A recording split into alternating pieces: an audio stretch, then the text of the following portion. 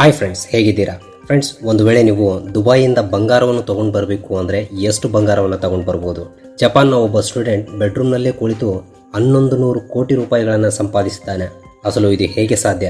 ಅಷ್ಟೇ ಅಲ್ಲ, ಜಪಾನ್ನಲ್ಲಿ ಹುಡುಗಿಯರು ಚಿಕ್ಕ ಬಟ್ಟೆಗಳನ್ನು ಯಾಕೆ ಹಾಕಿಕೊಳ್ತಾರೆ? ಆ್ಯಂಡ್ ಒಂದು ದಿನಕ್ಕೆ ಫ್ರೀ ಫೈರ್ ಎಷ್ಟು ಸಂಪಾದಿಸುತ್ತೆ ಗೊತ್ತಾ? ನಾವು ಹುಟ್ಟೋಕ್ಕೂ ಮುಂಚೆ ನಮ್ಮ ಹೊಟ್ಟೆಯಲ್ಲಿ ನಮ್ಮ ಪಿಂಡಕ್ಕೆ ಜೀವ ಹೇಗೆ ಬರುತ್ತೆ ಆ್ಯಂಡ್ ಕ್ರಿಕೆಟ್ನಲ್ಲಿ ಬೌಲಿಂಗ್ ಸ್ಪೀಡನ್ನು ಹೇಗೆ ಕಂಡುಕೊಳ್ತಾರೆ, ಇಂತಹ ಇನ್ನಷ್ಟು ಅಮೇಝಿಂಗ್ ಆ್ಯಂಡ್ ಇನ್ಫಾರ್ಮೇಟಿವ್ ಫ್ಯಾಕ್ಟ್ಸ್ ಈ ವಿಡಿಯೋದಲ್ಲಿ ಹೇಳಲಿದ್ದೇನೆ. ಸೊ ವಿಡಿಯೋವನ್ನು ಎಲ್ಲಿಯೂ ಸ್ಕಿಪ್ ಮಾಡದೆ ಪೂರ್ತಿಯಾಗಿ ನೋಡಿ. ಸೊ ಲೇಟ್ ಮಾಡದೆ ಲೆಟ್ಸ್ ಗೆಟ್ ಸ್ಟಾರ್ಟೆಡ್.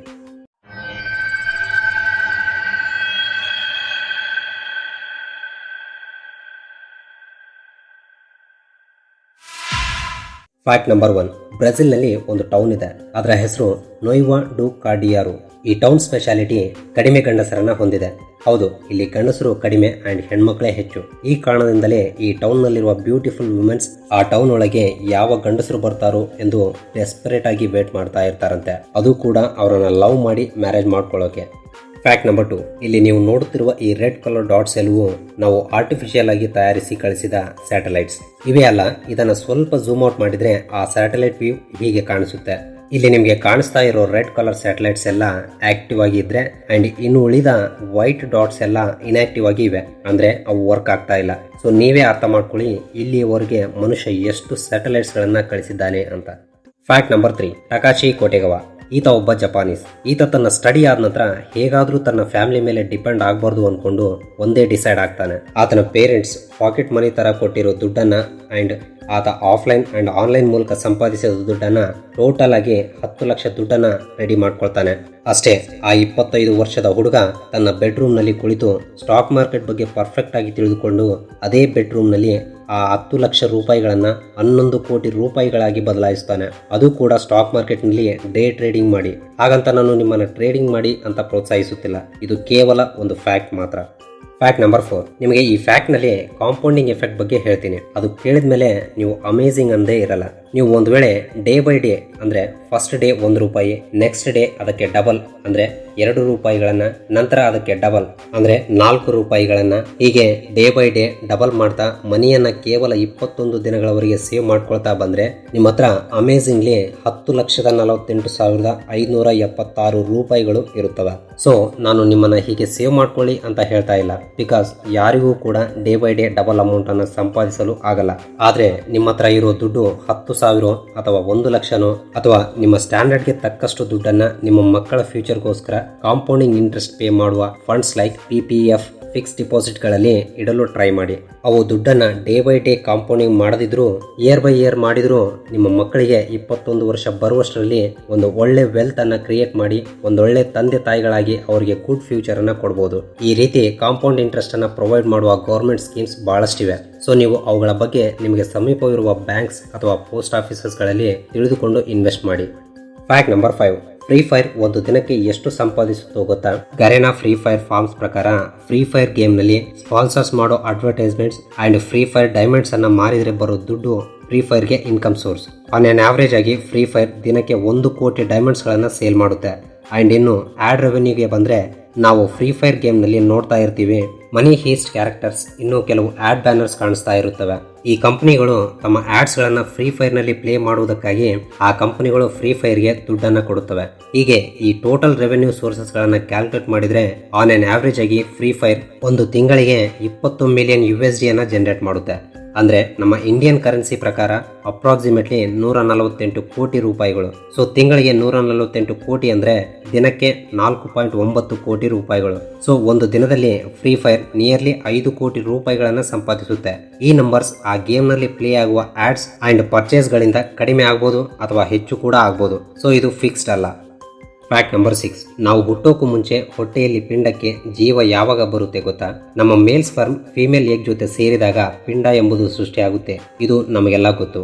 ಈ ರೀತಿ ಸೃಷ್ಟಿಯಾದ ಪಿಂಡವನ್ನ ಝೈಗೋಟ್ ಅಂತಾರೆ. ಒಂದೇ ಕಣವಾಗಿರುವ ಝೈಗೋಟ್ ಸೃಷ್ಟಿಯಾದ 12 ಗಂಟೆಗಳ ನಂತರ 2 ಭಾಗಗಳಾಗಿ ಅಂದ್ರೆ ಕಣಗಳಾಗಿ ಡಿವೈಡ್ ಆಗುತ್ತೆ. ಅಂದ್ರೆ ಪ್ರತಿ 12 ಗಂಟೆಗಳಿಗೆ ಈ ಕಣಗಳು ಡಿವೈಡ್ ಆಗ್ತಾ 3 ದಿನಗಳಿಗೆ ಈ ಕಣಗಳು 32 ಕಣಗಳಾಗಿ ಬದಲಾಗುತ್ತೆ. ಈ ಪಿಂಡ ಫ್ಯಾಲೋಪಿಯನ್ ಟ್ಯೂಬ್ ಮೂಲಕ ಸೇಫ್ ಪ್ಲೇಸ್ ಹುಡುಕುತ್ತಾ ಗರ್ಭಾಶಯವನ್ನು ಸೇರುತ್ತೆ. ಹೀಗೆ ಫಾಸ್ಟ್ ಆಗಿ ಕನ್ವರ್ಷನ್ ಮಾಡಿಕೊಳ್ಳುತ್ತಾ 15 ದಿನಗಳಿಗೆ 2 ಟ್ರಿಲಿಯನ್ ಕಣಗಳಾಗಿ ಬದಲಾಗಿ ಒಂದು ಪಿಂಡ ಆಕಾರಕ್ಕೆ ಬರುತ್ತೆ. ಆಗ ನರ್ವ್ ಸೆಲ್ಸ್ ಹುಟ್ಟಿಕೊಳ್ಳಲು ಶುರುವಾಗುತ್ತವೆ. ಆದ್ರೆ ಕಣಕ್ಕೆ ಬ್ಲಡ್ ಅಂಡ್ ಆಕ್ಸಿಜನ್ ಫ್ಲೋ ಆಗಬೇಕು. ಆದ್ರಿಂದ 22 ದಿನಗಳಿಗೆ ಕಣಗಳೆಲ್ಲವೂ ಸೇರಿ ಹಾರ್ಟ್ ಅಂದ್ರೆ ಹೃದಯ ಸೃಷ್ಟಿಯಾಗುತ್ತೆ. ಆ ಟೈಮ್ನಲ್ಲಿ ಈ ಹಾರ್ಟ್ ಒಂದು ಚಿಕ್ಕ ಸಾಸಿವೆಯ ಸೈಜ್ ನಲ್ಲಿ ಇರುತ್ತೆ. ಆಗ ಈ ಹೃದಯ ಎಂಬುದು ಬಡಿದುಕೊಳ್ಳಲು ಸ್ಟಾರ್ಟ್ ಆಗಿ ಪಿಂಡಕ್ಕೆ ಜೀವ ಎಂಬುದು ಬರುತ್ತೆ. ವಾವ್, ಅಮೇಜಿಂಗ್ ಅಲ್ವಾ? ಮುಂದಿನ ಫ್ಯಾಕ್ಟ್ಗೆ ಹೋಗೋಕ್ಕೂ ಮುಂಚೆ ನೀವು ಈ ವಿಡಿಯೋನ ಲೈಕ್ ಮಾಡದಿದ್ದರೆ ಲೈಕ್ ಮಾಡಿ, ಸಬ್ಸ್ಕ್ರೈಬ್ ಮಾಡಿ. ನೀವು ಲೈಕ್ ಮಾಡಿ ಸಬ್ಸ್ಕ್ರೈಬ್ ಮಾಡುವುದು ನನಗೆ ತುಂಬಾ ಇಂಪಾರ್ಟೆಂಟ್. ಇಷ್ಟು ಕಷ್ಟಪಟ್ಟು ವಿಡಿಯೋ ಮಾಡ್ತಾ ಇರೋದು ನಿಮ್ಮ ಲವ್ ಅಂಡ್ ಸಪೋರ್ಟ್ಗಾಗಿ. ಸೊ ಲೈಕ್ ಮಾಡಿ, ಸಬ್ಸ್ಕ್ರೈಬ್ ಮಾಡ್ಕೊಳ್ಳಿ. ಈಗಾಗಲೇ ಸಬ್ಸ್ಕ್ರೈಬ್ ಮಾಡಿಕೊಂಡಿರುವ ವಿಸ್ಮಯವಾಣಿ ಫ್ಯಾಮಿಲಿ ಮೆಂಬರ್ಸ್ ಎಲ್ಲರಿಗೂ ಥ್ಯಾಂಕ್ ಯು ಸೋ ಮಚ್.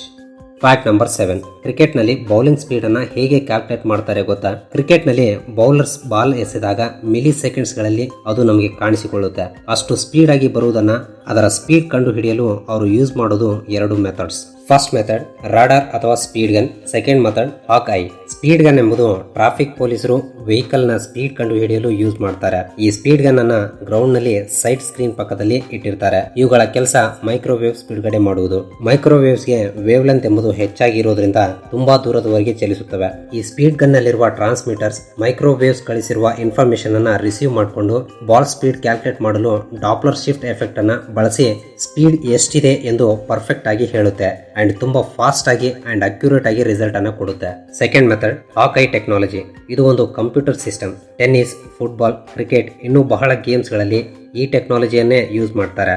ಈ ಹಾಕ್ ಐ ಟೆಕ್ನಾಲಜಿಯಲ್ಲಿ ಯಾವಾಗಲೂ 6 ಕ್ಯಾಮ್ರಾಗಳು ಬಾಲ್ ಮೇಲೆ ದೃಷ್ಟಿಯನ್ನ ಇಟ್ಟಿರುತ್ತವೆ. ಬೌಲರ್ ಬಾಲ್ ಅನ್ನ ರಿಲೀಸ್ ಮಾಡಿ ಅದು ಸ್ಟಾಪ್ ಆಗುವವರೆಗೆ ಬಾಲ್ ಅನ್ನ ಟ್ರ್ಯಾಕ್ ಮಾಡಿ ಆ 6 ಕ್ಯಾಮ್ರಾಗಳು ಒಂದು 3D ಇಮೇಜ್ ಅನ್ನ ಕೊಡುತ್ತವೆ. ಇದು ತುಂಬಾ ಅಕ್ಯುರೇಟ್ ಆಗಿ ಇರುತ್ತೆ. ಸೆಕೆಂಡ್ ಒಪಿನಿಯನ್ ತೆಗೆದುಕೊಳ್ಳಲು ಇದನ್ನ ಟ್ರಸ್ಟೆಡ್ ಟೂಲ್ ಆಗಿ ಯೂಸ್ ಮಾಡ್ತಾರೆ. ಆಕ್ಚುಲಿ ಇದನ್ನ ಮಸಲ್ಸ್ ಟ್ರ್ಯಾಕ್ ಮಾಡೋಕೆ ಅಂಡ್ ಬ್ರೈನ್ ಸರ್ಜರಿಯಲ್ಲಿ ಯೂಸ್ ಮಾಡ್ತಾರೆ. ಸೊ ಸ್ಪೀಡ್ ಗನ್ ಅಂಡ್ ಹಾಕ್ ಐ ಟೆಕ್ನಾಲಜಿ ಮೂಲಕ ಬಾಲ್ ನ ವೇಗವನ್ನ ಕಂಡು ಹಿಡಿತಾರೆ. Fact number 8. 2013 ಆ ಟೈಮ್ನಲ್ಲಿ ಒಂದು ಡಾರ್ಕ್ ವೆಬ್ಸೈಟ್ ಇತ್ತು ಅಂಡ್ ಆ ವೆಬ್ಸೈಟ್ ನಲ್ಲಿ ಕೆಲವರು ಫ್ರೆಶ್ ಮಾಂಸವನ್ನ ಕೇವಲ $100 ಮಾತ್ರ ಮಾರ್ತಾ ಇದ್ರು. ಆದ್ರೆ ಈ ಮಾಂಸವನ್ನ ಕೊಂಡುಕೊಳ್ಬೇಕು ಎಂದು ಬಂದಿರೋ ಕಸ್ಟಮರ್ಸ್ ಗಳನ್ನ ಆ ಮಾಂಸ ಮಾರುವ ವ್ಯಕ್ತಿ ಕೊಂದು ತಿಂದು ಬಿಡುತ್ತಿದ್ದನು. ಅಂಡ್ ಆ ಮಾಂಸವನ್ನ ಮಾರುವುದು ಬೇರೆ ಯಾರು ಅಲ್ಲ, ಮನುಷ್ಯರನ್ನ ತಿನ್ನೋ ಕ್ಯಾನಿಬರ್ಸ್. ಅಷ್ಟೇ ಅಲ್ಲದೆ ಇವರು ಕಸ್ಟಮರ್ಸ್ ಗಳನ್ನ ತಿನ್ನೋ ವಿಡಿಯೋಗಳನ್ನ ಆ ವೆಬ್ಸೈಟ್ ಗಳಲ್ಲಿ ಅಪ್ಲೋಡ್ ಮಾಡ್ತಾ ಇದ್ರಂತೆ. ಇದರಿಂದ ಈ ವೆಬ್ಸೈಟ್ ಬ್ರೂಟಲ್ ಆಕ್ಟಿವಿಟಿಯನ್ನ ಹೊಂದಿದೆ ಅಂತ 2013ರಲ್ಲಿ ಗೂಗಲ್ ಆ ಸೈಟ್ ಅನ್ನ ಶಟ್ ಡೌನ್ ಮಾಡಿಬಿಡುತ್ತೆ. Fact number 9. ನಮ್ಮ ದೇಶದಲ್ಲಿ ಸ್ಕೂಲ್ ಗರ್ಲ್ಸ್ ಹಾಕುವ ಬಟ್ಟೆಗಳು ಪೂರ್ತಿ ಶರೀರ ಕವರ್ ಆಗೋ ತರ ಇರುತ್ತವೆ. ಆದ್ರೆ ಈ ಜಪಾನ್ ದೇಶದಲ್ಲಿ ವಿದ್ಯಾರ್ಥಿಗಳು ಧರಿಸುವ ಬಟ್ಟೆಗಳು ತೊಡೆಯ ಮೇಲೆ ಅಂದ್ರೆ ತೊಡೆಯ ಭಾಗಕ್ಕಿಂತ ಕೆಳಗೆ ಇರಬಾರದು ಎಂಬ ಒಂದು ರೂಲ್ ಇದೆ. ಈ ದೇಶದಲ್ಲಿ ಯಾಕೆ ಈ ರೂಲ್ ಇಟ್ಟಿದ್ದಾರೆ ಗೊತ್ತಾ? ಜಪಾನ್ ದೇಶದ ಪಾಪ್ ಸಿಂಗರ್ ಆದ ನಿಮಿಯೋ ಅಮರು ಹಾಡುಗಳಿಗೆ ಜಪಾನ್ ದೇಶದಲ್ಲಿ ಹೆಚ್ಚಾಗಿ ಲೇಡಿ ಫ್ಯಾನ್ಗಳೇ ಇದ್ದಾರೆ. ಅದರಲ್ಲೂ ಸ್ಕೂಲ್ ಅಂಡ್ ಕಾಲೇಜ್ ಗರ್ಲ್ಸ್ ಹೆಚ್ಚಾಗಿ ಇದಾರಂತೆ. ಈ ಪಾಪ್ ಸಿಂಗರ್ ಹೋಗೋ ಪ್ರತಿ ಫಂಕ್ಷನ್ ಅಂಡ್ ಪ್ರೋಗ್ರಾಮ್ಸ್ ಗೆ ಇಂತಹ ಶಾರ್ಟ್ ಕ್ಲಾಸ್ ಗಳನ್ನ ಹಾಕಿಕೊಳ್ಳುತ್ತಾಳಂತೆ. ಸೊ ಇದನ್ನ ನೋಡಿ ಆ ಸ್ಟೂಡೆಂಟ್ಸ್ ಗಳು ಇನ್ಸ್ಪೈರ್ ಆಗಿ ಪ್ರತಿ ಸ್ಟೂಡೆಂಟ್ ಇಂತಹ ಶಾರ್ಟ್ ಕ್ಲಾಸ್ ಅನ್ನ ಹಾಕಿಕೊಳ್ಳಲು ಶುರು ಮಾಡ್ತಾರೆ. ಸೊ ಈ ಕಾರಣದಿಂದಲೇ ಜಪಾನ್ ಗವರ್ಮೆಂಟ್ ಕೂಡ ಈ ನಿರ್ಧಾರವನ್ನ ತಗೊಂಡು ಬಂದಿದೆ ಅಂತೆ. Fact number 10. ನಮಗೆಲ್ಲ ಗೊತ್ತು ದುಬೈಯನ್ನ ಸಿಟಿ ಆಫ್ ಗೋಲ್ಡ್ ಅಂತ ಕರೀತಾರೆ ಎಂದು. ಯಾರೇ ಆಗ್ಲಿ ದುಬೈಯಿಂದ ಭಾರತಕ್ಕೆ 40 ಗ್ರಾಮ್ಗಿಂತ ಹೆಚ್ಚು ಗೋಲ್ಡ್ ಅನ್ನ ತಗೊಂಡು ಬರಬಾರದು. ಇಲ್ಲಿ ಮೇಲ್ ಪ್ಯಾಸೆಂಜರ್ ಆದ್ರೆ ಕೇವಲ 20 ಗ್ರಾಮ್ಸ್ ಗೋಲ್ಡ್ ಅನ್ನ ಮಾತ್ರವೇ ಇಂಡಿಯಾಗೆ ತಗೊಂಡು ಬರಬೇಕು. ಅದೇ ಫೀಮೇಲ್ ಆದ್ರೆ ಕೇವಲ 40 ಗ್ರಾಮ್ ಮಾತ್ರ ತಗೊಂಡು ಬರಬೇಕು. ಒಂದು ವೇಳೆ ನೀವು 40 ಗ್ರಾಮ್ಗಿಂತ ಹೆಚ್ಚು ಗೋಲ್ಡ್ ಅನ್ನ ತಗೊಂಡು ಬರಬೇಕು ಅಂದ್ರೆ ನೀವು 10% ಕಸ್ಟಮ್ ಚಾರ್ಜಸ್ ಅನ್ನ ಪೇ ಮಾಡಬೇಕು. ಆದ್ರೂ ಪರವಾಗಿಲ್ಲ ಅಂತ ಆ 10% ಕಸ್ಟಮ್ ಚಾರ್ಜಸ್ ಪೇ ಮಾಡಿ 1 kg ಗೋಲ್ಡ್ ಅನ್ನ ಇಂಡಿಯಾಗೆ ತಗೊಂಡು ಬಂದಿದ್ದೀರಾ ಅನ್ಕೊಳ್ಳಿ. ನಮ್ಮ ಇಂಡಿಯನ್ ನಾರ್ಮ್ಸ್ ಪ್ರಕಾರ ಆ ಗೋಲ್ಡ್ಗೆ ನೀವು 38.1% ಇಂಪೋರ್ಟ್ ಡ್ಯೂಟಿ ಚಾರ್ಜಸ್ ಅನ್ನ ಪೇ ಮಾಡಬೇಕು. ಸೊ ದುಬೈಯಿಂದ ನೀವು ಬಂಗಾರವನ್ನು ತಗೊಂಡು ಬಂದ್ರೆ ಈ ಚಾರ್ಜಸ್ ಗಳಿಂದ ನಷ್ಟವೇ ಬಿಟ್ರೆ ಲಾಭವಿರಲ್ಲ. That's all for today. Video ಇಷ್ಟ ಆದ್ರೆ ಲೈಕ್ ಮಾಡಿ, ಸಬ್ಸ್ಕ್ರೈಬ್ ಮಾಡಿ. ಹಾಗೆಯೇ ಪಕ್ಕದಲ್ಲಿರುವ ಬೆಲ್ ಐಕನ್ ಅನ್ನ ಟ್ಯಾಪ್ ಮಾಡಿ ಆಲ್ ಎಂಬ ಆಪ್ಷನ್ ಅನ್ನ ಸೆಲೆಕ್ಟ್ ಮಾಡಿ. ಮತ್ತೆ ಇನ್ನೊಂದು ಇಂಟ್ರೆಸ್ಟಿಂಗ್ ವಿಡಿಯೋ ಜೊತೆ ಭೇಟಿಯಾಗೋಣ. ಅಂಟಿಲ್ ದೆನ್ ಟೇಕ್ ಕೇರ್, ಬಾಯ್.